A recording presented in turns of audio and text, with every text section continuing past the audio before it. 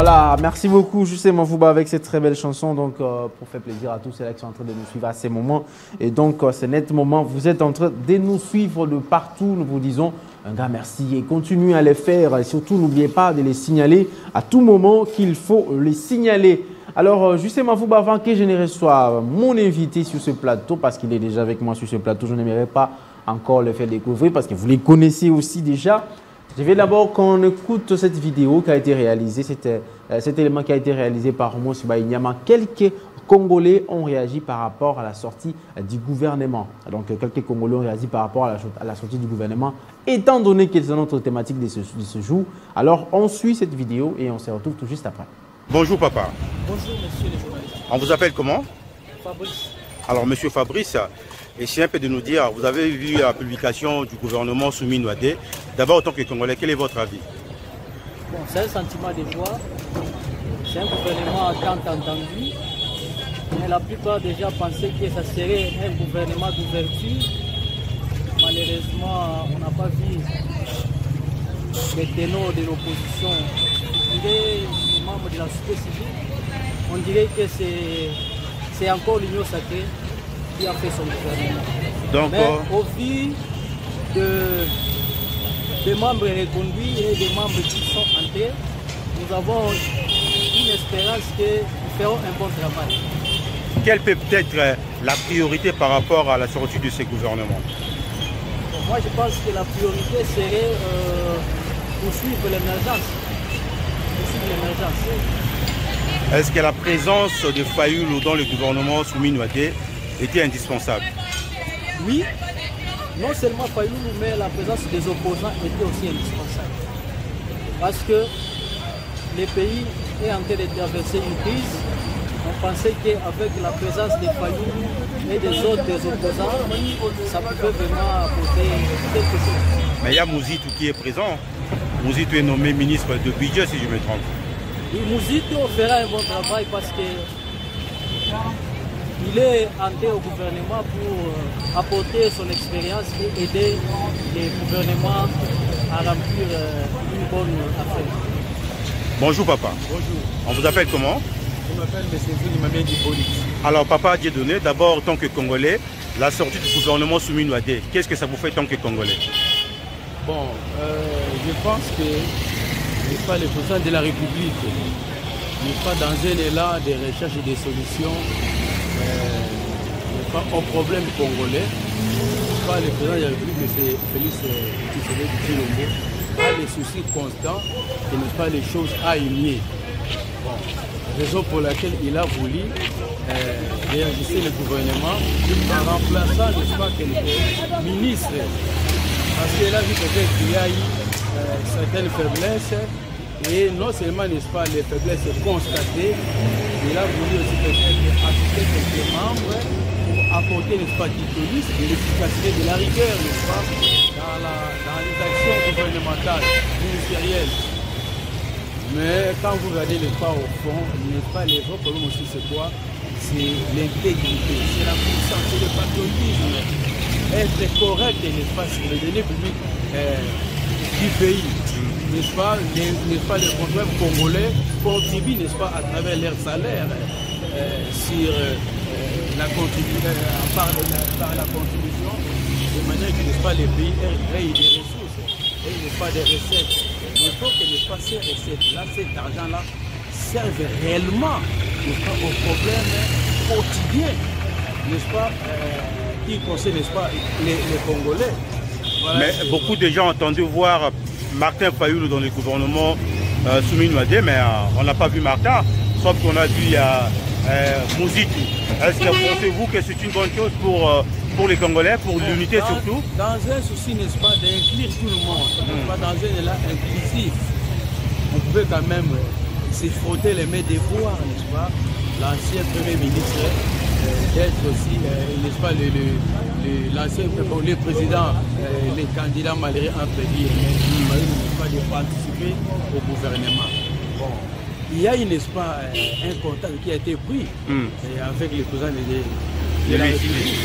Bon, dans un esprit aussi, n'est-ce pas, de la réconciliation, hein, on pouvait quand même nous enchanter, n'est-ce pas, de voir c'est aussi, n'est-ce pas, un candidat, un élément de valeur, une pièce valable. Bon, peut-être à son niveau, il n'a pas voulu participer. On ne peut pas d'emblée condamner le président de la République. C'est dans ses droits, n'est-ce pas, de refuser peut-être, mais de participer, n'est-ce pas, d'être en marge, n'est-ce pas, de ce type, n'est-ce pas. Mais qu'est-ce que vous attendez de ces gouvernements soumis Nouadé? On n'a pas une solution. La première solution, c'est laquelle? De porter, n'est-ce pas, des solutions aux réels problèmes des Congolais. Et un autre problème, c'est quoi? Un autre défi, une préoccupation, n'est-ce pas, qui a toujours, n'est-ce pas, caractérisé le peuple congolais, la guerre, n'est-ce pas, de l'Est, n'est-ce pas, qui continue à sévir. Malgré, il y a, n'est-ce pas, des accords signés. Mais il y a des violations, il n'y a pas longtemps. On est parti, n'est-ce pas? Voilà. Merci beaucoup. Vous venez là de suivre quelques Congolais qui ont réagi par rapport à la sortie de ces gouvernements soumis Nouadé, qui d'ailleurs aujourd'hui, j'espère, aujourd'hui lundi, ça sera déjà le début des remises et reprises dans plusieurs ministères. Sur ce plateau, notre invité, Emmanuel Mouenge, politologue, assistant à l'Université de Kinshasa, qui est avec nous, l'habitué d'ailleurs, qui est toujours, que j'aime l'appeler, l'incarnation de l'éloquence. Monsieur Emmanuel Mouenge, bienvenue. Merci beaucoup, monsieur Hervé. Je suis ravi d'être de vôtre aujourd'hui et d'être suivi par nos téléspectateurs d'un peu partout, plus précisément la population jeune congolaise, qui est estimée à pratiquement 75% de la population nationale sur son vaste étendue. Et je pense que même à la diaspora, il y a encore un grand max de populations jeunes qui nous suivent aujourd'hui. Et merci à tous ceux qui nous suivent. Voilà, c'est le lundi, début de la semaine. Voilà. La question, elle est tellement importante, ces gouvernements soumis Nouadé, les attentes des Congolais, quelles sont les attentes des Congolais. Mais nous retenons quand même quatre phrases ou quatre mots qu'a évoqué le chef de l'État avant la sortie de ces gouvernements. Réduction des trains de vie des institutions, large ouverture. Et on va retenir quand même ces deux points. Mais commençons par réduction du train de vie des institutions. Apparemment, une promesse non tenue. Oui, malheureusement non tenue. D'abord, je tiens à préciser, M. Hervé, que lorsque nous commentons l'actualité autour de la question liée au remaniement, nous ne le faisons pas avec émotion. Voilà. C'est par rapport aux faits. C'est une analyse qui relève des faits et qui va au-delà des faits pour aller dans la prospection, dans une démarche avant-gardiste pour un meilleur avenir. Alors, il ne faut pas tomber dans les débats des gens qui sont dans les émotions. Non, Soko Salibongo, vous êtes contre le chef. Vous êtes... Non, non, ça c'est un débat terre à terre. On n'est pas allé à l'université pour venir parler par sentiment ici. Non. Nous tous, nous soutenons, bon, pour nous autres, qui avons choisi dans ces combats contre le Rwanda de soutenir le président Félix, mais nous le faisons avec un cerveau. On ne le fait pas avec un ventre. Ah. Oui, je ne peux. Donc, je préfère. C'est une bonne précision. Oui, je préfère donner cette nuance-là. Emmanuel Mouenge est quelqu'un qui se respecte, mais qui ne peut se trahir. Vous savez, pendant Kabila, j'avais beaucoup d'admiration pour certains acteurs politiques, mais le premier, c'était Henri Thomas Lokondo. Le défunt Henri Thomas Lokondo. Vous pouvez le suivre, vous verrez qu'il avait l'habitude d'aller parfois au sens contraire, mais en étant rationnel. Il partait au sens contraire lorsqu'il y avait certains faits qui défiaient la raison, et lui voulait remettre les choses parfois au rail pour aider la gouvernance à avancer. C'est ce type d'hommes que nous sommes. Nous apprécions la vérité et les faits, et nous apprécions un apport beaucoup plus constructif à la chose. Alors, un échec en termes de réduction du train de vie des institutions, parce qu'il y a 54 moins 1, ce qui fait 53, il n'y a pas vraiment un impact dans cette réduction. On s'attendait à une composition beaucoup plus abordable. On entendait 34 parlait des 34, 20, tout ça c'était des estimations en fonction de nous-mêmes. Le chef a ses raisons, et il faut noter que le remaniement, face à cet échec sur la réduction de train de vie des institutions, semble être un remaniement peu technique, mais beaucoup plus politique, dont les raisons politiques ne sont pas connues, mais on peut les approcher par rapport aux faits et essayer un peu d'interpréter les faits. Donc vous avez 6 vice-premiers ministres, vous avez 24 ministres, vous avez 6 vice-ministres et 5 ministres délégués. Malheureusement, le ministre délégué, c'est encore quelque chose qui était dit, qui sera supprimé, mais on le retrouve encore... Les ministres délégués. Exactement, on le retrouve encore aujourd'hui. Outre cet aspect-là, toujours dans le plan de l'échec en termes de réduction du train de vie des institutions, on trouve que non seulement la forme est toujours élargie, mais il y a un problème lié au dédoublement des compétences. Voilà. Par exemple, vous avez un ministère tel que le ministère de l'Environnement. Mais après, vous avez un ministre délégué, après le ministère de l'Environnement, est chargé de nouvelles économies. Des climats. Mais tout ce qui a un rapport avec les économies des climats touche de près à l'environnement. Ça devait être une compétence interne. Vous avez encore... Peut-être lui sera en train de préparer des COP 21, COP 22, COP 30, COP 50. Non, mais c'est ça le problème. Quand on prend les attributs d'un ministère, on transforme ces attributs en ministère, ça pose un problème de coordination. Parce que là, les délégués, je crois qu'il sera sous la tutelle du ministre principal. Mais c'est une charge qui pouvait être inclue et gérée par l'administration ministérielle. Tout simplement. On élargit avec un autre besoin. Quand vous prenez par exemple, vous avez les ministères des Affaires étrangères, vice-ministère des Affaires étrangères, là encore ça va. Parce que dans l'ancienne composition, je prends l'exemple, il y avait le ministère de la Justice, vice-ministère de la Justice en charge de contentieux. C'était pas mal et ça contribuait d'ailleurs au combat sur les 3 axes que le chef de l'État avait relevé, l'axe militaire, politique, l'axe judiciaire sur le plan international, en riposte contre le Rwanda sur le contentieux. Là, au point de la jeunesse, ça va. Mais on vous ajoute un ministre délégué près des Affaires étrangères en charge de la diaspora. Et on vous ajoute la francophonie, alors qu'il y a un haut représentant du chef de l'État dans la francophonie. Maintenant, je me dis, les rapports entre la francophonie et l'État congolais seront des rapports à double sens, où vous avez les rapports de l'État congolais par la vision du chef de l'État et les rapports de l'État congolais par la vision du gouvernement, par la politique du gouvernement. Non, c'est peut-être... Alors que c'est le gouvernement qui conduit la politique d'un État, bien sûr, selon la vision du chef de l'État, le soit-il, selon la politique. C'est peut-être celui, les hauts représentants du chef de l'État amènera les rapports à la présidence et l'autre. Et puis ils vont... Conseil des ministres. Bon, je ne sais pas, sûrement qu'il y aura une synergie, parce que l'État, bon, peut-être qu'il y aura une synergie, mais moi je trouve que ça n'est de trop. Et les exemples comme ceux-ci sont palpables, il y en a plusieurs. Le ministre chargé des handicapés. Exactement, tout ça sont des attributs qu'on a transformés en ministère pour pouvoir atteindre l'objectif politique que je vais bientôt interpréter ici, selon moi, pour savoir si c'est quoi qui nous conduit à ce type de changement brusque, alors qu'on s'y attendait pas. Et je pense que le chef de l'État, bien avant, était dans une autre logique, beaucoup plus réduite, mais ce sont les objectifs politiques peut-être qui nous conduisent là. Et j'évolue encore en énumérant un fait très important. Vous avez les secteurs de l'énergie, les hydrauliques et les hydrocarbures ont été scindés en deux. Depuis d'ailleurs un moment déjà. Ce qui n'est pas totalement bien. Pourquoi? Parce que même dans le remplacement, vous avez... Je ne défends pas l'individu, je ne connais pas Teddy Luamba. Je n'ai rien en commun avec lui, à part le fait qu'il a été gestionnaire de l'État. Mais vous avez un technocrate à la personne de Teddy Luamba que l'on remplace. Lui qui est ingénieur, j'avais noté quelque part, électromécanicien, je crois, docteur en génie électrique et consort, quelqu'un qui a quand même une compétence technique dans le domaine, que l'on remplace par M. Molendo Sakombi, qui est un entrepreneur, qui a aussi géré l'État dans le passé, mais qui a été connu aussi dans les médias. Donc, vous avez un secteur très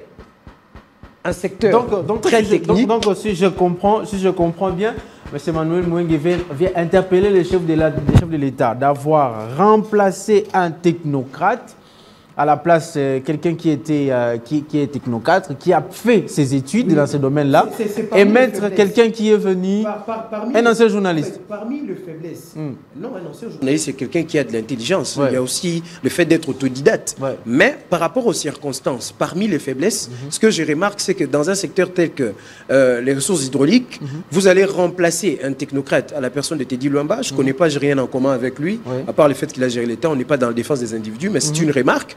Teddy Luamba, qui est un technocrate, vous le remplacez par la personne de Molendo Sakombi, qui est un entrepreneur et qui a quand même innové dans le monde des médias. Moi, je trouve qu'il y a quand même une insuffisance technique sur ce plan-là. La question aussi, M. Manuel Mwengue, restons un peu sur Teddy Luamba. C'est quelqu'un aussi qui a fait, je ne sais pas, le gouvernement Soumino a fait une année, mais on n'a pas vraiment ressenti ses actions sur le terrain. Il était plutôt quelqu'un qui était dans la mobilisation, sensibilisation, enrôlement à l'armée. Il est parti faire des centres au Katanga et tout ça et qu'on sort. Mais on n'a pas vraiment senti, c'est peut-être aussi la cause de ces remplacements. Non, je pense que vous ne l'avez pas suffisamment suivi. Moi, j'ai suivi plusieurs de ces interventions, même ces exercices de redevabilité sur les nouvelles réformes qu'il a apportées dans le secteur hydroélectrique, dans la SNEL par exemple, la gestion de la Société nationale d'électricité. Il a fait beaucoup de choses, même si c'est vrai qu'il y a quand même une réalité qu'il faut prendre en compte. Les réalités et les problèmes que l'on trouve lorsqu'on arrive dans un secteur de gestion, ces réalités sont tellement grandes et peuvent prendre des années qu'il y a eu ces problèmes. Et pour les régler, il faut quand même un rapport de proportionnalité au nombre d'années que vous allez passer et à la qualité du travail que vous allez fournir. Il n'en a pas eu assez, mais quand même, il y a eu un début avec lui. Mais par rapport à la qualification, c'est là qu'il y a le débat, la qualité de l'individu. Voilà. Par rapport à la qualité des deux personnes, celle qu'on a écartée du poste et celle qu'on a introduite, je trouve qu'il y a une insuffisance sur le plan du profil. Le profil est insuffisant à ces postes-là. Ce n'est pas pour être prophète des malheurs, pour annoncer qu'il n'y aura que le mal, mais c'est une remarque qui est très essentielle à prendre en compte. Et je pense que le gouvernement, dans son remaniement, a beaucoup été plus politique que technique. Peut-être un apport technique faible. Je peux là saluer le choix sur Adolphe Mouzito, par exemple. C'est pas mauvais de le mettre au budget. C'est quand même quelqu'un qui a prouvé sa valeur. Le maintien de Moukoko Samba à l'économie, c'est pas mauvais aussi.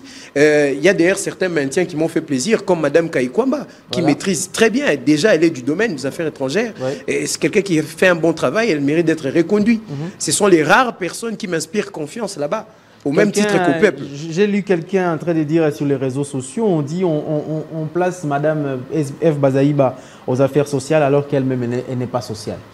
Non, mais ça, c'est une remarque personnelle. Je ne sais pas si lui... On dit qu'elle ne salue jamais les gens. Oui, mais c'est comme ça que j'ai dit. C'est une remarque personnelle qui est tirée de l'expérience d'un individu avec la personne attitrée. Je ne sais pas qui a dit ça.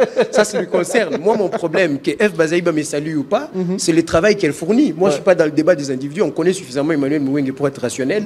C'est ce que vous faites. Et c'est sur base de ça que je vous juge. Étant membre de la population, je suis le souverain primaire moi-même. Donc, je vous juge en fonction de ce que vous faites. Donc, alors, petite remarque là. Les trains de vie, on finit ces points-là. On finit ces points-là, on va quand même peut-être entamer parce que vous avez évoqué aussi Adolphe Mouzito, on doit évoquer les points de large ouverture. Mais on ne voit qu'un seul opposant dans ce gouvernement. Exactement. Alors, pour les trains de vie, pour conclure, avant d'entrer sur le plan, la question liée à la large ouverture, les trains de vie est un problème parce que la forme est toujours exorbitante. Le poste de ministère délégué sont des compétences qu'on a pris, qu'on a transformées en ministère. Ça risque de créer un problème lié à l'action gouvernementale. Il y aura un problème peut-être lié à la synergie. Quelqu'un pourra prendre le devant sur l'autre, où il y aura peut-être mélange de compétences, comme on a vu parfois, le ministère du Tourisme et du Sport s'est précipité le rôle de vente d'images à l'international. Bon, ça, c'est un autre débat, et ça ne profite pas tellement. La qualité technique dans cette réduction de train de vie des institutions qui a échoué, cette qualité technique qui est un tout petit peu faible, mais on va voir, parce qu'il y a aussi les conseillers qui sont là pour un renfort technique sur ceux qui sont nommés. Alors, sur la large ouverture, avec Adolphe Mouzito, je pense qu'il n'y a pas une obligation pour intégrer le gouvernement. C'est une question de point de vue. Si le point de vue converge, c'est OK. La vision de l'opposition, là je fais allusion à Martin Fayoulou et consorts, qui est une vision qui passe par un dialogue dont le format n'est même pas favorable à moi, non plus au pouvoir en place, non plus à la plupart des Congolais, parce que ce dialogue format 5O, c'est une incursion des belligérants pour leur permettre de se laver et d'arriver à la scène de pouvoir, ça on ne peut pas accepter. On ne peut pas entrevoir un dialogue avec ces gens-là, puisque leur cas est traité par un autre processus qui est celui de Doha. Les questions liées à la gouvernance interne peuvent être abordées avec une opposition pacifique, une opposition en accord avec la loi portant statut d'opposition de 2007. C'est-à-dire l'opposition que représente Martin Fayoulou, par exemple, qui n'a pas pris les armes, et certaines personnes dans l'enceinte de l'opposition. Mais ces gens qui ont pris les armes ne peuvent pas être considérés comme des acteurs en démocratie, parce que ce sont des personnes antidémocratiques et qui sont régies par un processus international qui se trouve à Doha. Et par les actions judiciaires contre certains d'entre eux qui peuvent être innocentés ou rendus coupables. D'ici là, on verra bien. L'opposition en question, on ne voit seulement que comment Adolphe Mouzito, alors qu'il y a Marie-Josée Foucault qui est là, il y a des Sef Kikouni qui sont là, il y a plusieurs opposants qui sont là. D'ailleurs, j'ai même lu un tweet de Steve Mbika, frustré, qui annonce peut-être, qui dit peut-être que non, voilà, que si quelqu'un d'autre, si quelqu'un avec ce gouvernement changeait de côté pour aller rejoindre de l'autre côté là, on ne voyait pas que même la réunion aussi d'hier du chef de l'État, même au sein même de l'Union sacrée, il y a encore des frustrés. Non seulement l'opposition, ceux qui ont accepté venir parce que c'est lu dans l'ordonnance, vu les concertations qui ont été entamées ou dirigées par les conseillers en matière de sécurité du chef de l'État, c'était sur base de ces consultations qu'on a sauté. Ils ont apporté un justificatif à ces choix, c'est tout à fait légal. Ouais. Mais parlons d'abord de cette réaction de Steve Mbikaï. Moi, je pense qu'il y a des gens dans la vie, ce n'est pas une attaque personnelle, mais c'est un constat et ça me blesse à chaque fois que je vois ces types de comportements dans la scène politique. Surtout pour les acteurs qui ont été récurrents pendant des années, dont le rendement est douteux.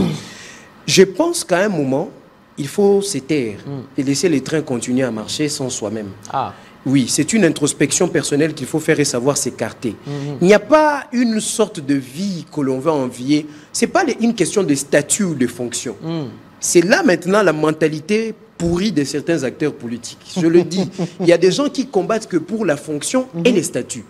Que vous soyez là ou pas, qu'est-ce qui est plus important? C'est que la République soit mieux gérée. C'est ça. Qui vous dit pas que moi j'avais des ambitions? J'ai des ambitions et j'en aurai toujours tant que je vivrai.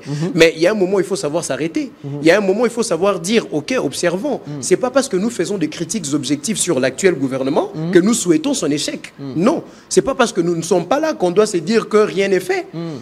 Vous avez des cas de ceux qui sont reconduits d'ailleurs, qui sont là depuis Badi Banga jusqu'à aujourd'hui, qui quand on regarde les bilans parfois, mais oui, on trouve qu'ils n'ont pas fait grand-chose. De même qu'il y a des gens qui aimeraient entrer, mais qui n'ont rien fait. C'est aussi ça le défaut de faire un remaniement politique. Parfois, c'est mauvais. Pourquoi? Parce que certaines personnes se disent que na condition yo, chance au Pessi Baninga, et ça, ce n'est pas une bonne chose. Voilà les défauts et les conséquences qui arrivent. Vous êtes obligé maintenant d'entrevoir les mécanismes où il faut resserrer les liens et ainsi de suite. Moi, je trouve que ça n'aide pas la République. C'est son combat personnel. Ce n'est pas notre combat. Notre combat, nous, c'est la bonne gouvernance. Ce gouvernement a des faiblesses, ça, je l'avoue. Ce gouvernement est sorti dans un format. Outre que le format technique, il est beaucoup plus politique et ça donne des allures d'un réaménagement. Mais du moins, nous souhaitons qu'il fasse le travail comme il se doit. La dernière rencontre du chef de l'État avec les membres de l'Union sacrée, les chefs de l'État avaient promis qu'il y aura changement des visages. Mais apparemment, le même visage sont revenus. Il y a les chefs coutumiers du gouvernement qui ne quittent jamais le gouvernement. Depuis Sami Badi Banga, je cite comme ça, en tout cas, moi j'ai le droit de les citer. Messieurs, l'excellence Moussa... Non, c'est Jean-Lucien Moussa. Jean-Lucien Moussa, pardon, Jean-Lucien Moussa, qui est là depuis Badi Banga, il fait comme partie, ministre du plan. Après, il vient avec l'IDPS, comment il s'appelle encore, le Premier ministre est venu de l'IDPS. Il a occupé commerce extérieur. Il est venu sous Ilunkamba, commerce extérieur. Il vient sur Samaloukonde 1, Samaloukonde 2, Souminois 1, Souminois 2. Mais finalement, fétichisme ou comment? Moi, je ne sais pas. Parce que personnellement, moi... Le commerce extérieur a un rapport avec ma vie personnelle. Je n'ai pas senti son impact là-bas. Je suis désolé. Le portefeuille aussi, là où il était, ça a aussi quelque peu des attributs qui s'attachent à l'endroit où je vis. Je n'ai pas vu. Parce qu'il y a eu un problème, il n'a rien fait. Personnellement, je n'ai rien vu. Ça, c'est mon avis. J'ai le droit. C'est mon droit. Ça m'étonne parfois quand vous dites des choses, ça gêne les gens. Vous êtes en train de ridiculiser les autorités. Non, mais c'est la vérité, non? Quand ils sont là-bas, c'est pour faire un travail en notre faveur. On a le droit de donner notre avis. Je ne sais pas comment il fait, mais j'aimerais avoir son secret. Mais moi, je pense que moi, le secret qu'on m'a donné, quand je fais les sciences politiques à l'université de Kinshasa, j'ai même été gestionnaire dans l'université, j'ai géré mes étudiants, j'ai géré mes collègues. Toute ma vie, j'ai été assigné à plusieurs responsabilités. Le seul secret qu'on m'a donné, c'est le travail bien fait. Et aussi, le travail bien fait, vous le connaîtrez lorsque vos administrés vont vanter vos qualités et avec des résultats palpables. Mais je ne sais pas comment lui il fait. C'est peut-être à lui de nous dire ça, son problème. Mais oui, le chef de l'État a réalisé sa promesse, mais même si c'est pas... Je ne crois même pas que ça atteint 30%. Il y a de nouveaux visages. Mais c'est faible. On peut citer au bout du doigt le nouveau visage. Au bout du doigt. La plus médiatisée, c'est Madame Grace Coutinho, la servante de Dieu, maintenant ministre de la Jeunesse. Et peut-être... qui d'autre? Je peux citer comme nouveau visage Eliezer Ntambwe. Eliezer Ntambwe, pareil.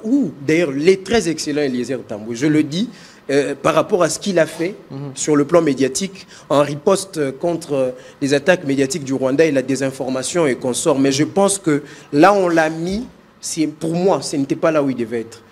Moi, je ne l'aurais pas vu comme ministre délégué au niveau de la défense. Peut-être il va gérer les anciens combattants. Les je anciens crois que c'est les combattants, anciens oui. combattants qui gèrent, mais non, c'est pas... Eliezer, c'est du sang neuf. C'est de la communication Du sang chaud. bien placée, c'est du sang chaud. Donc, C'est quelque chose... Et communication média, c'est il fallait qu'il surtout, remplace son Mouya. profil, c'est la défense des intérêts sociaux. Donc il fallait qu'il dépense Il Mouya. devait aller... Non, je ne pense pas. Au Parce que ministère là encore, que Ndeko Eliezer me pardonne, hein, il a de très bonnes qualités, mais là, il a un truc avec la phonétique qui s'attache au milieu d'origine, comme lui-même aime dire. Mais il a un très bon français, bien articulé, Oui. sans faute. Mais il y a un problème de phonétique aussi. Il y a aussi comment le mot sonne quand vous le prononcez, quand vous êtes ministre. Prenez Lambert Mende au Malanga. Patrick Mouya, il y a un très beau français qui est posé, mais il n'a pas le ton. Lambert Mende au Malanga, par exemple, a le ton. Vous voyez un peu. Ça, c'est quelques remarques que j'ai fait. Mais moi, j'aurais vu Ndeko Eliezer dans des ministères tels que les Affaires sociales, par exemple. Moi, je l'aurais vu dans des ministères tels que le PTNTIC, le PME, oui, pourquoi pas. Mais pas dans les délégués à la défense pour les anciens combattants, non. Alors, mais c'est un choix du chef. C'est le chef qui sait comment il a fait et c'est à lui de voir. On compte le bout du doigt quelques visages qui sont entrés. Oui. Mais parlons quand même les ententes, les enjeux, que ce soit sécuritaires, mais aussi sociaux de ces gouvernements. J'aimerais poser cette question. D'abord, est-ce que le gouvernement Soumi-Noadé, par rapport aux attentes, que sera alors la suite avec les négociations de Doha qui se pointent d'ailleurs à l'horizon? C'est le 18 août. Ici, il doit y avoir un accord. Devons-nous entendre encore notre gouvernement après Doha? Ou devons-nous nous dire seulement que non, ce gouvernement ici, c'est un gouvernement de transition transitionnelle pour arriver à une transition? Vous anticipez la conclusion, hein, parce que j'allais faire des révélations à la fin. Ouais. Ça, c'est d'après... Parce que nous entamons d'abord les ententes sécuritaires, Oui. parce qu'il y a un problème. Est-ce que les enjeux sécuritaires seront résolus avec ces gouvernements de ces mêmes visages qui étaient là, qu'on les a juste permis? Oui, je pense que la résolution des enjeux sécuritaires a été exportée dans un domaine purement politique, de la politique internationale, gérée par les affaires étrangères. Les affaires étrangères. Parce que Félix Donc la Tshisekedi, diplomatie. oui, Félix Tshisekedi a cette capacité d'exporter la solution d'un conflit militaire vers un appui beaucoup plus politique. Et ça, c'est très bien. Il faut être manager. Il faut amener quelqu'un dans les terrains où vous allez le battre facilement. C'est aussi ça le jeu du rapport de force. Vous évaluez la force et la faiblesse de l'adversaire et vous l'amenez. Je pense qu'avec la présence de Mme Kaikwamba et une bonne synergie au niveau de l'exécutif, on peut aller dans la continuité de la résolution positive du conflit comme on a eu un début. Mais, par contre, il y a aussi lieu de craindre certaines faiblesses. Hein. C'est beaucoup plus sur l'absence d'une cohérence de l'action qui a été menée par l'apport qui serait peut-être modifié. Parce qu'il faut savoir que les affaires étrangères ne gèrent pas seul la crise. Hein. Oui. Il y a aussi l'axe de la défense. Oui. Il y a aussi le contentieux au niveau de la justice contre le Rwanda. Il faut faire pression d'un peu. Mais si on garde la même cohérence, on peut résoudre le problème très facilement. Ça, c'est sur les attentes. Et en ce qui concerne le plan militaire maintenant, j'apprends qu'il y a reprise de combat au niveau de Sud Kivu. Il y a quelques localités au niveau de Kanyola, Mundindi et Siroko et tout ça. Il y a eu combat, les Ouazalendo affrontent les forces rebelles. Et aussi les discours qu'ont les M23 ces derniers temps, parce qu'ils ont senti la fin arriver, ou peut-être aussi qu'ils voulaient peut-être se retrouver avec le remaniement comme sujet à la table de Doha. Peut-être aussi l'une des raisons politiques pour lesquelles le président a dû anticiper. Mais moi, je pense que leur intérêt, c'est l'Est du pays plutôt que le gouvernement central. C'est tout ce qu'ils ont toujours voulu. Qu'ils ont commencé à Rutshuru, ils sont arrivés à Goma, c'est là qu'ils ont commencé à pleinement administrer. Je pense que ça ne devait pas être ça le cas et ça écarte d'office cette raison. Mais il y a quand même lieu d'accentuer un peu la pression sur le plan militaire. Parce que ce sont les M23 qui attaquent les positions des FARDC. Il faudrait, je pense, une riposte conséquente. Parce que j'apprends même que le général Massounzou, qui est en charge des opérations du côté est du pays, avait instruit les troupes à aller à une réponse rigoureuse. Donc, je pense que si les affaires étrangères gardent une cohérence et que de retour, ici, au niveau de l'armée aussi coordonne des opérations, des ripostes qui portent à des résultats, on peut créer une situation sur le terrain qui contraint l'ennemi à céder à la table des négociations. Parce qu'on ne peut pas lui demander, en échange de quelque chose, de pouvoir céder si on n'a pas un moyen de contrainte sur le terrain face à l'ennemi. Parce qu'il ne comprend que le langage de la violence, il faut parfois le secouer un peu sur le terrain pour avancer au niveau international. Il faut une synergie. Prenons une petite pause quand même pour prendre quand même une gorgée d'eau. Justement, Fouba, avec les spots de nos partenaires, IGF et la SCPT, on suit et puis on se retrouve tout juste après.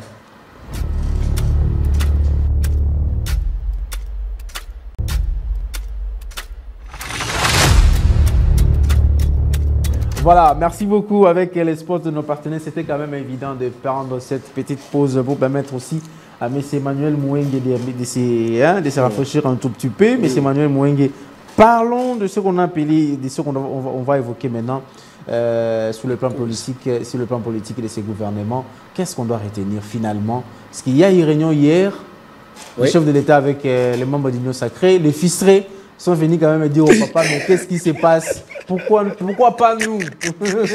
Pourquoi seulement eux? Mais être père de la nation, c'est un travail. Hein? Ok.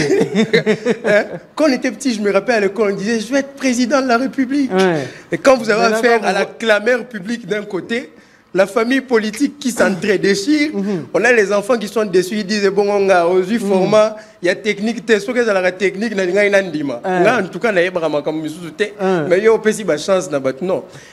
Les raisons politiques, justement, parce qu'on parlait d'un remaniement politique et moins technique, parmi les raisons, moi je trouve que la première raison, c'est d'abord de resserrer les liens au sein de l'Union Sacrée, parce que l'objectif du remaniement, qu'il soit technique ou politique, c'était de créer un bloc autour du chef de l'État. Mais même si chez moi, quand on parle d'un bloc, les gens voient plus dans l'aspect sécuritaire contre ceux qui préfèrent les camps de l'ennemi et de l'agresseur et le bloc qui reste favorable aux institutions légalement établies. Ça, c'est le volet sécuritaire.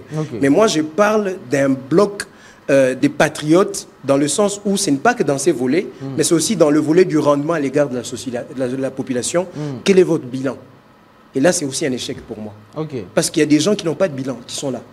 Exact. Pour moi, c'est au même titre que la haute trahison. Quand vous partez tuer vos propres frères congolais, quand vous trahissez, oui, pour moi, la haute trahison commence lorsqu'on vous donne des responsabilités que vous ne les gérez pas comme il se doit. Vous trahissez celui qui vous a nommé, vous trahissez la population qui figure parmi vos administrés.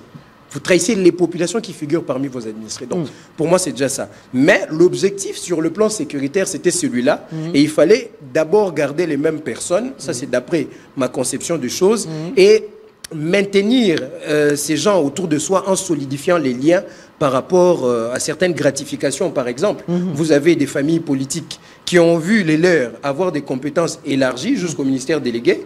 C'est parfois même certaines gratifications qui posent problème sur l'accueil favorable de ces gouvernements dans le chef de la population qui n'est pas favorable. Parce que la population se pose la question, vous expliquez là les raisons politiques, mais où se trouve maintenant la population dans tout ça? Dans tout ça, voilà maintenant là où la population est frustrée. Ça, c'était la première raison politique.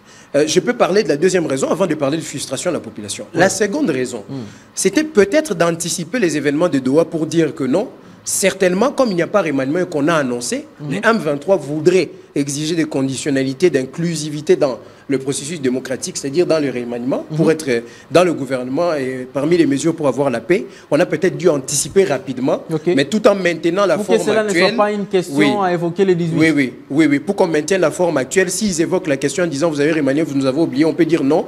En fait, c'était un réaménagement où on a voulu combler certaines faiblesses, mais en gardant la même équipe. Nous étions déjà bien, mais on a voulu juste apporter un apport. Donc, il n'y avait pas besoin de faire une inclusivité. Mais ça encore, ça m'étonnerait. Pourquoi? Parce que le M23, leur souci, c'est la partie est du pays. Je l'ai dit ici, ils ont pris la marche de Rutshuru, Massissi, ils sont arrivés à Goma. C'est là qu'ils ont commencé à pleinement administrer. Ils ont mis un gouverneur et consort. Et même quand on a appris les fuites de Doha, on nous a dit qu'ils auraient demandé 8 ans de gestion de l'Est du pays. C'est qu'ils ont démenti, mais on connaît leur langage à double sens. Surtout en ce qui concerne les retours de l'autorité de l'État, ils ont dit des bêtises. Aujourd'hui, ils n'arrivent plus à se défendre. Donc, ça m'étonnerait. Alors, la frustration maintenant de la population, je vous donne un cas, puisqu'ici, on n'est pas là pour attaquer des individus, mais on parle des faits. Vous avez un nom bien connu dans le Sénat qui se retrouve encore dans le gouvernement, dans le poste du ministère délégué. Le nom Bahati. Vous l'avez dit, c'est pas moi. Ils sont partout, désormais. Moi, je me sens libre. La Constitution me garantit la liberté d'opinion. J'interprète les faits parce que c'est ce que j'entends. Déjà, il y a même la phrase pour dire que Batumissous ou Bazate, ça c'est un. Maman Viviane qui vend le pain non loin de là où je passe souvent, elle me dit, mais ça c'est les propos d'une femme, hein, très bien réfléchi, j'aime cette femme, elle vendait le pain depuis que j'étais à l'école primaire. Elle me dit, mais est-ce que banana bango ndenge bazwa mbongo bakoki ko se retrouver na place mususu te na vie, il faut kaka politique. Na gouvernement ton politique. La politique a ses réalités. Hein. Parfois, pour vouloir solidifier les liens avec un allié politique, on peut céder à ses caprices quand celui-ci recommande quelqu'un qui puisait même si c'est son enfant. Mais il faut recommander aussi les membres du parti. Ah, il y a les cadres ça, du ce parti sont des problèmes internes. Si dans le parti, les gens consentent à ce que le parti distribue de chances aux liens de parenté, c'est leur problème. Je ne suis pas contre la famille Bahati. Hein? La famille Bahati, mais ils sont devenus partout. Gouvernement provincial de Kinshasa, il y a des Bahati. Assemblée provinciale de Kinshasa, il y a des Bahati. Gouvernement national, des Bahati. Sénat, Assemblée nationale, finalement, les Bahati. Donc, mais ça fait partie des choses qui frustrent les gens. J'ai comme l'impression que c'est une famille qui a fait aussi du succès à l'époque des Mobutu. J'avais quelle famille comme ça qui avait aussi régné jusqu'à ce niveau. Je crois que la famille Bahati a su débattre les records. Oui, mais aux États-Unis, il y a les George Bush, il y a Bush père, Bush fils, il y a même les sénateurs Bush. Les Kennedy aussi ont eu des sénateurs. Mais ce n'est pas le même cas ici, hein, parce qu'il ne faut pas confondre l'Amérique et le Congo. Ici, c'est un cas de recommandation. Ici, c'est beaucoup plus la réputation de l'acteur politique lui-même qui joue. C'est beaucoup plus le ton que cela prend lorsque l'on voit une succession. Déjà qu'on vient d'un système où presque c'était monarchique dans la coutume ici, et qu'on veut arriver dans une démocratie où la chance est donnée à tous. Parfois, faire ces genres d'emplacements frustre les gens, et c'est tout à fait naturel. Moi, je ne suis pas de ceux qui défendent cela. Je trouve que ce sont des calculs politiques, oui, mais parfois il faut aussi s'imposer et dire au leader non, tu m'envoies quelqu'un d'autre. Pas ça. Frustration toujours de la population. On voit quand même, je vais quand même utiliser ces termes-là, novice. Désormais, Madame l'Excellence, la pasteur Grace Coutinho, qui d'ailleurs à l'église hier a encore confirmé ce que moi j'ai dit, parce que j'ai dit, quand je dis novice, c'est-à-dire qu'elle n'a jamais exercé une seule fonction étatique. Elle a dit devant ses croyants, devant ses fidèles, que je n'ai jamais été politicien, le prier pour moi. Zamba Rossala. Non, mais d'abord, ça frustre ça, monsieur. Oui. Je commence par le fait d'être outsider. Le problème, c'est pas d'avoir géré l'État ou pas, c'est d'avoir fait quelque chose. Soit la qualité intellectuelle à travers les études, soit la gestion dans le secteur privé. Même Donald Trump est un outsider. Je ne suis pas ici pour défendre Mme Grace Coutinho. Faites attention. Parce que je parle à des Congolais, beaucoup sont émotionnels. Ah, c'est ça. Quand Emmanuel Mouwenge s'exprime et qu'il a un avis qui entre en contradiction, je ne suis pas porte-parole de Grace Coutinho. Je ne suis pas journaliste de Grace comme certains sont payés ici pour vendre les gens. Mais je recadre les choses. Parce que moi, personnellement, je suis aussi un outsider. N'ai-je pas des ambitions pour gérer l'État demain? Si, j'en ai. N'ai-je pas la qualité? Oui, j'en ai. N'ai-je pas un témoignage de parcours? Oui, j'en ai. Mais je n'ai pas géré l'État. Si je l'attaque par rapport à cette conditionnalité, je fais de l'auto-exclusion. Je m'exclus aussi. Mais que dire de ces propos? Permettez-moi d'avancer, j'en arrive là. Moi, je vais juger Grace Coutinho par rapport à son profil, mais en prenant des aspects qui sont quand même tamisables. L'absence de gestion peut compter, mais pour moi, ce n'est pas tellement ça. Et deuxièmement, est-ce que c'est une faiblesse sur le plan du profil? Oui, c'est une faiblesse, mais c'est une faiblesse qui peut être comblée. Parce qu'elle sera entourée dans un cabinet, et elle pourra voir si elle a une vision, une orientation. Maintenant, parlant de sa déclaration, Mme Grace Coutinho doit comprendre qu'elle est politique maintenant. Elle est aussi politique. Elle est pasteur à l'église, mais quand elle réagit comme ministre de la Jeunesse, elle doit parler en politique. Ça, c'est le premier conseil que je vais lui donner. Ça fait partie d'une série de 5 conseils que je vais lui donner pour l'aider à bien gérer. Ok, on y va. C'est un service que je lui rends. On est au début. J'ai toujours été bon au début, mais quand on gère mal, j'interviens. C'est ça mon rôle en tant que citoyen averti et citoyen gardien de la bonne gouvernance. C'est mon travail. Si les restes des millions de Congolais ne le font pas, moi, je vais le faire. Les gens vont souffrir. Ceux qui ne travaillent pas. Bien. Alors, le discours d'un politique diffère d'un discours des religieux. Moi, en tant que chrétien, quand elle a dit ça, j'ai applaudi, j'ai dit c'est une preuve d'humilité. Mais en tant que politique, j'ai dit non, madame. Vous devez avoir un discours qui rassure. Parce que déjà, vous venez dans un contexte où vous avez le ministère le plus populaire qui a 75% de la population nationale. Deuxièmement, vous avez un ministère dont les attributs sont souvent mal compris. Le ministère de la Jeunesse souffre d'un problème lié à ses attributs. Ça, je l'ai dit. Même moi, si j'étais nommé, j'allais plaider d'abord pour l'élargissement des compétences de ces ministères. Le ministère de la Jeunesse est un ministère symbolique des représentativités et qui vit à travers l'interconnexion avec les ministères qui traitent des intérêts de la jeunesse. Pour nous trop français. Ministère de la Jeunesse, c'est un ministère symbolique. Les Aïndé bino avocat qui défendre bino et si ka ba intérêt na bino ba jeune ezali. Nazo par exemple le rôle y a emploi. Baluka emploi ba jeune. Baluka entrepreneuriat. Il y a des jeunes, donc autosuffisance. Les trois objectifs que ces ministères poursuivent, c'est premièrement l'insertion professionnelle des jeunes. Là, on est dans l'emploi. Deuxième, le développement personnel, c'est-à-dire l'initiation au patriotisme, l'éveil patriotique et tout, même si ce sont des attributs qu'on a retirés, qu'on a donnés ailleurs. La participation à la vie sociale et économique, ça c'est la maîtrise de l'entrepreneuriat. Or, toutes ces choses que j'ai énumérées sont des attributs ministériels d'ailleurs. Il y a un ministère de l'Emploi, il y a un ministère de l'Éducation nationale, il y a un ministère... Voilà. Toutes ces choses-là maintenant ont leur ministère, mais le ministre de la Jeunesse vient maintenant avec son apport pour les jeunes dans ces ministères pour leur dire non. Ici, en ce qui concerne les jeunes pour l'emploi, voici ce que nous proposons. Ici, au niveau du Parlement, voici ce que nous proposons comme réforme. C'est ça l'éducation que moi j'ai eu scientifique en tant que politologue et mes recherches personnelles. Alors, quand vous avez déjà une vision de vos attributs, il vous faut maintenant la vision de comment agir. Dans sa communication, toujours, il y a une autre faiblesse. Quand elle dit qu'elle ne tient pas à rester amorphe, c'est bien, mais c'est aussi une déclaration qui peut lui conduire dans l'erreur. Parce que si elle se réfère à la précédente, qui avait des problèmes liés à la communication, ça c'est déjà clair, sa prestance posait un problème, sa présence dans les responsabilités qui lui sont assignées posait un problème, Grace Coutinho risque de se dire qu'elle doit se loger dans la continuité de ce qu'elle faisait quand elle passait à la RTNC pour l'éveil patriotique. Vous risquez de mettre plus d'énergie dans une seule activité, dans un seul aspect de votre gouvernance et perdre les autres aspects. On ne vous demande pas ici, quand vous dites que vous n'allez pas rester amorphe, de passer à la télé chaque jour, 10 fois, 15 fois, dans plusieurs émissions pour parler. Non. Vos attributs, je viens d'énumérer, les secteurs dans lesquels vos actions peuvent être posées, à vous de développer les compétences, d'avoir de projets de loi qui cadrent avec le secteur de l'emploi pour les jeunes. À vous d'avoir la capacité de contacter les ministères différents et agir en interconnexion avec eux pour gérer les intérêts de la jeunesse, parce que vous êtes aussi l'avocat de la jeunesse. Et à vous, Madame Grace Coutinho, de savoir comment vous allez utiliser le Conseil national de la jeunesse à bon escient. Tout ça, ce sont mes réflexions pour mon programme que j'avais personnellement. Si au cas où j'arrive au ministère de la jeunesse, donc je préfère garder la suite. Je ne vais rien donner d'autre. Donc, les contacts avec la jeunesse, vous les mettez dans la gestion du Conseil national de la jeunesse. Croyez-moi, j'avais beaucoup d'idées pour ces conseils-là. Modifier même les documents légaux portant statut de ces conseils, élargir ses compétences et transformer ces conseils en une arme pour la surveillance de la bonne gouvernance. Vous savez ce qui va amener les gouvernants à bien travailler? C'est quand ils auront 75 millions, plutôt 75% d'habitants qui sont en train de surveiller chaque action qu'ils font. Et quand ils agissent mal, vous avez des millions de personnes qui vous font pression. C'est là que ces gens vont bien diriger. Moi, c'est ce que je voulais faire de la jeunesse. Mais malheureusement, j'y suis pas encore. Peut-être que j'y serai un jour, ou peut-être que je serai plus un jour. Mais je vais grandissant. Et voilà les conseils que je peux donner à Madame la ministre, donc sur sa communication. Et le tout dernier conseil, j'avais dit 5.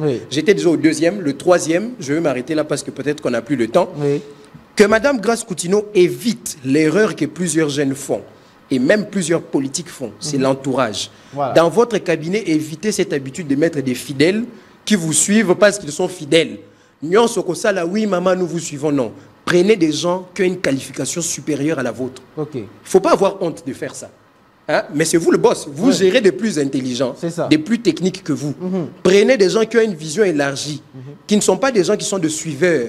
Ne prenez pas par sentiment, parce que vous allez rester dans un environnement qu'on appelle la zone de confort. Et cette zone de confort va vous pousser à vous compromettre. C'est-à-dire que vous regardez constamment quand il y a des actions, et ça importante. Mais vous se sentir bien. Et quand vous allez sortir finalement de cette zone de confort, vous allez vous rendre compte de tous les dégâts. Donc elle doit avoir un cabinet qui lui permet de sortir de la zone de confort pour être en contact avec la réalité. Et un cabinet qui est très performant avec des gens très outillés. C'est ce que je lui donne comme conseil. Et qu'elle évite les recommandations à Bouzo Bahanez, prends mon neveu, prends mon petit qui n'a rien dans la tête. Qu'elle évite ça. Surtout pas les membres de l'église. Alors... Non, les membres de l'église qualifiés, qui ont une vision, mais pas prendre parce qu'il est de l'église, alors qu'il vient là que pour flatter. Ça, j'aime pas ça. Moi, j'ai jamais aimé les faibles autour de moi. D'ailleurs, tous mes amis sont plus intelligents. On va citer par cette dernière question Madame Ayanagato, Ayaganagato. Jésus. C'est comme ça, il faut le dire. Permettez aux affaires étrangères, comme vice-ministre, un mot, parce qu'on va chuter avec ça. Justement, vous, une chanson, on va se séparer par une chanson. Tu nous prépares une chanson, quand même, les gens vont se détendre. Mais c'est moi qui a assez parlé. Alors, un mot par rapport à ça. On dit de moi que je suis le bourreau de certaines personnes. Madame Noëlla, je n'ai jamais eu quelque chose de contre vous. Vous n'êtes plus à la jeunesse, je ne parle plus de vous, je parle de Madame Grace Coutinho. Et je n'ai pas encore commencé à parler d'un bilan parce qu'elle n'a pas commencé à agir. Ouais. Alors, Madame Noëlla, félicitations d'abord. Oui, félicitations parce qu'elle a été reconduite. Les raisons, je ne les connais pas, mais félicitations. Je lui souhaite bonne chance là où elle est partie. Et même si j'ai du mal à comprendre, mais il y a quand même un fait que je comprends. Elle a quitté d'un ministère d'État pour aller dans un vice-ministère. Je comprends. Je m'arrête là en disant que je comprends. Mais je lui souhaite un autre dynamisme que ce qu'elle avait au ministère de la Jeunesse. Et je lui souhaite une introspection vraiment approfondie sur sa propre personne, sur son leadership et sur le rôle qu'elle a joué. Et le même conseil que j'ai donné à Mme Grace Coutinho sont aussi ses conseils à elle. Donc c'est tout ce que je peux dire. En cas d'absence de Maman Kaikwamba. Non, je souhaite que Maman Kaikwamba soit en bonne santé, qu'elle soit toujours là. Oui, de la même manière que je souhaite aussi à Mme Noëlla qu'elle soit en bonne santé, qu'elle soit toujours là. Donc il n'y a jamais eu des... Mais je souhaite que Dieu la bénisse. Il n'y a rien de contre les gens ici. Et merci à tous les Congolais qui m'écrivent chaque jour. Hein. Oui. Je suis touché. Oui. Vraiment, moi, je ne savais pas qu'il y avait des jeunes qui pouvaient s'identifier à mon humble personne. Oui. J'en suis fier. Oui. Et je continuerai toujours de me battre pour le Congo. On le fait pour avertir, on le fait pour édifier, on le fait aussi pour être édifié. Merci beaucoup, M. Emmanuel Mouenge, l'incarnation. Mais attention, de l'éloquence. Je prophétise maintenant, il y aura un autre remaniement. J'en suis sûr. Il y aura un soumis 2 bis. Ne vous en faites pas. Peut-être après la signature des accords avec les Américains, il y en aura. C'est comme quelqu'un qui a dit on a volé la farde du chef de l'État. Oui. On a remis les mêmes noms.